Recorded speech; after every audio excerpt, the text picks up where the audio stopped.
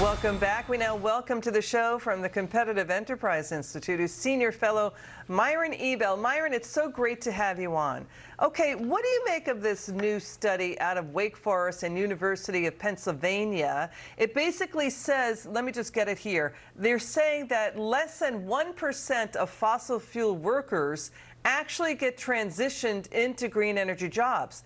Didn't just last week, President Biden say, I'm going to create billions of climate change jobs? Didn't John Kerry say, go code, go do software? Well, they make a lot of claims. There are no surprises in this study, but it's actually much worse than the study says, because it's not just people in the energy industry who produce most of the energy that we use, coal, oil, and natural gas, who are going to lose their jobs if this so-called energy transition goes forward. It's going to raise energy prices, raise the cost of automobiles, and that will cause economic decline. So people all across the economy will be losing their jobs, not just in the coal mines and in the oil fields. Yeah, but you know what the Wake Forest and UPenn are also saying?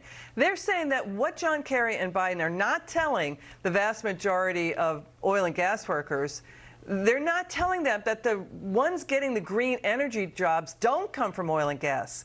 They're white-collar workers such as sales management, software development, or marketers. That's who's getting those jobs.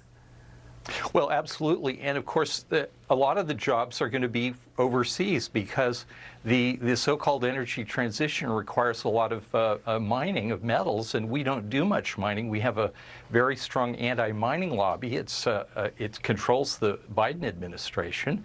And so mines are blocked here, and we have to go to China for the minerals and also for the processing of the minerals. So we're going to create a lot of jobs in China and some in Africa. And Myron, we've got news coming in. 9 nations in the European Union, 9 nations are saying they're pushing back on green energy transition and these restrictive auto emission rules. The 9 are demanding they go slower. It includes France, Italy, Czech Republic, Poland, Sweden. Sweden's pushing back. They don't want to do only electric cars. Sweden says, yes, we're going to drill for oil and gas. And the UK is also drilling for oil and gas in the North Sea. But the American press is touting how much the U.S. is investing in green technology when the European Union is going in the other direction. Yes, they've slowed down because the reality is starting to hit that the so-called energy transition is not a transition.